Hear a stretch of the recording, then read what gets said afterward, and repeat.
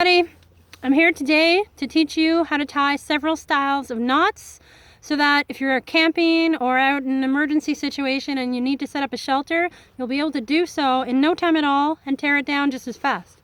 So to get started, you're going to need a tarp, rope, paracord, a knife if you have to cut it, and then when you cut it, it'll fray, so you'll need a lighter to melt the ends. So let's start off by first of all switching to red cord so you can see it just a little better. And we're going to tie a half and then a double half hitch knot. So you take your tarp and your paracord and you push it through the grommet. You're pulling it towards the back, maybe leaving about an 8-inch tail. You're holding where the rope is through the grommet and you're taking the tail, looping it on top and then around the longer piece and then pulling it through, much like if you were tying a shoe. And you pull it tight. So that's a half hitch knot. If we just repeat the steps, so take it, the short end, wrap it on top and around and through the loop and pull it tight. You now have two little knots here, and this is your double half hitch knot. If that doesn't suit your fancy, you can try a clove hitch knot. So to do that, and untie it, okay.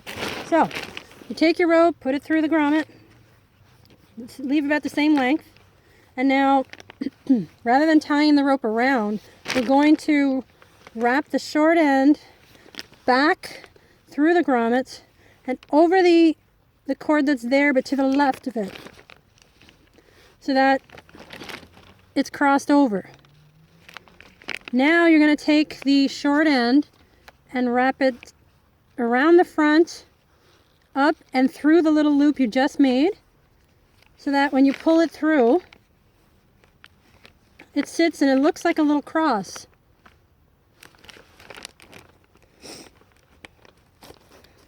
So that's the clove hitch. Now I'm going to teach you a slip knot. So you can do this on the tarp or just on its own. So you're going to take the cord, make a loop, and then pull through a little bunny ear bite, if you will. And that is a slip knot. But in this case, I'm going to teach you the slip clove hitch knot. So we're going to do like we did before with the clove hitch. To set it up the same way, almost. We're going to push it through,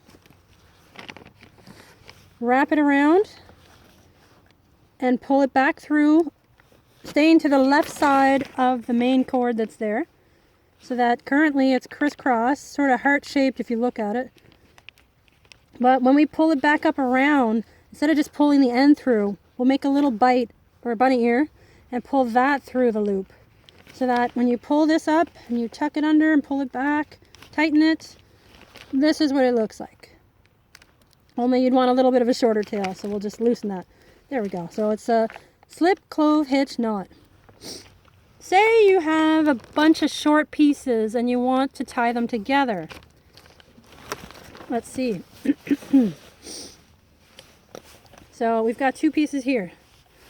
You would take the one end and make a tiny loop and then hold it while taking the other end, and you feed it through. So you're going to go through the top and then around. Nope, sorry. You're going to take the one end where you see this loop, and you're going to take the other piece and wrap it through the back, around and behind both of the ends of that first rope, and then up and through the knot you just made, just through the loop you just made, and pull it tight. And if it's done right, you should have two pieces together. We can also do the double sheet bend knot. So it's going to be what we just did, only twice. So you take the loop, hold it like this, then you take your other piece and you put it in around the rope behind those back pieces. But then rather than just looping it through, we're going to wrap it once more underneath, behind, holding on to that, and then we're going to wrap it through that original little notch here that we made. So if you pull it tightly, you now have a more secure sheet bend knot and longer cord to work with. So if you want to tie your cord around the tree, let's do a quick double half hitch knot and then we'll tie it around the tree. So we're going to take our paracord and we're going to put it through the grommet on the tarp, and we're going to make that first loop. Come on. And we're going to tie it around and under and through and there, and then do that once more.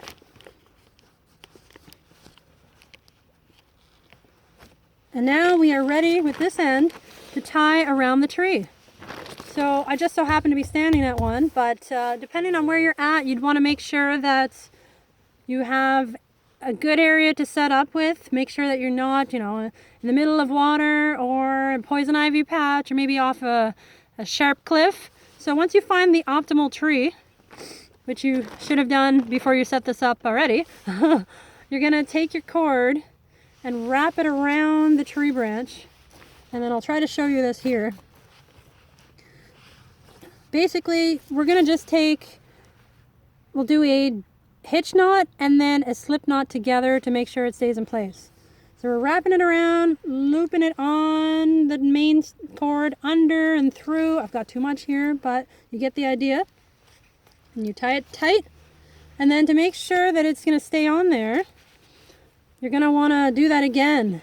So you bring it around and through and tie it tight. And now it is around that tree, so it's not going anywhere. Let's see, I can teach you the prusik knot next. So this is going to be a fun one to do because I'm going to have to move the camera and I'm not sure if I can do it all at once. So before I do that, I'm going to show you how to do a bite in a rope. So you take your rope, it's already tied to something, and you just want to add a loop. So you're basically going to pinch it into a loop like this and then pull through another loop so that now you have a bite for you to add another piece of rope or a carabiner and continue on. So before I show you that last prusik knot, I'm going to show you how to wrap a bundle. So say you've tied your rope around a tree and you just have way too much left. You're going to want to first have no tangles, which that's what I'm fighting with here. And then we're going to make it nice and tidy so that the next time you undo this, it'll just be smooth sailing and you can just start going to town on setting up your shelter. Just bear with me a few seconds. I'm experiencing some technical difficulties here. And we're going to want this to be... Oh, come on. You know you want to. Sometimes patience is a virtue. Alright, so in the essence of saving time here, I may just end up cutting this rope and dealing with the repercussions after. So, alright. We're going to take our rope and at a good spot, say we have it tied in the tree and we don't want it dangling everywhere, we're going to start wrapping this around our hand so that we can essentially make a little bundle to tie up nicely that when we're done we can just throw it off and it'll come unraveled like that. So you're going to make sure you've got all your end pieces undone. Like this is giving me a little bit of grief, but that's okay because you face your challenges head on and you push through. So there we go. All right, now we're cooking with fire. Sorry folks, bear with me a sec. This is my 10th take, so I really don't want to do it again. I am just going to cut this end.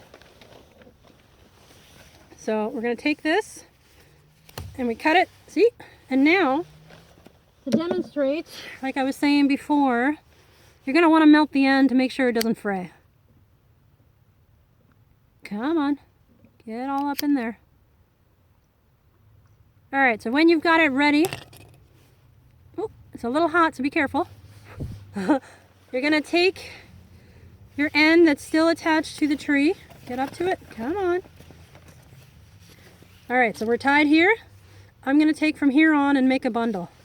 We're going to take your hand and essentially wrap it around and do a figure 8. So you're going to go around the index and middle finger and then back around the ring finger and pinky, and keep twisting like this until you get to maybe say 3/4 of what's left of the bundle. Come on. Bear with me as well. I've got a little bit of a cold here, so pardon the sniffles. Keep wrapping. All right, when you think you've gotten to the end, ouch, you're going to carefully take it off your fingers and still hold on to that bundle. And now I've got a bit of a tail left, so we're going to wrap this around the bundle. Come on. And when you get to, I don't know, we'll say 8 inches or so, you take your end piece and make a little loop and feed that through your bundle. Come on. So you go in there and you pull it through, and then you essentially loop it back around the bundle and then pull the very end of it so that it cinches it into place. So should you need to undo this later, the figure 8 pattern helped so that it's not going to knot up, and when you just go and remove this loop out like that, you can essentially go like that, and now everything's undone. Yay! So, I know I skipped ahead, but the last knot I want to teach you is the prusik knot, and I'm going to do a quick demo on a little branch that I've got prepped out in a tree. So, we're going to take those short ends that we were using earlier. We're going to undo them. Come on. And we're going to learn how to do a prusik knot. You don't necessarily need to have such a short piece, but I find it's easier to demonstrate with. So, one's going over here for later. We're going to take, oh, I'll just put it in my pocket. We're going to take this little piece and join the ends together and basically cutting it in half. Well, not cutting, but we're bending it in half to make a loop. Now, here's the tricky part, because I'm one girl with one camera and only 2 arms. So I'm going to have you follow me.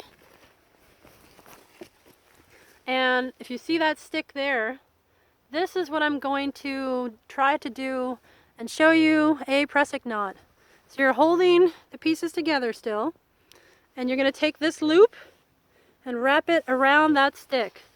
So we're going to put it over like this,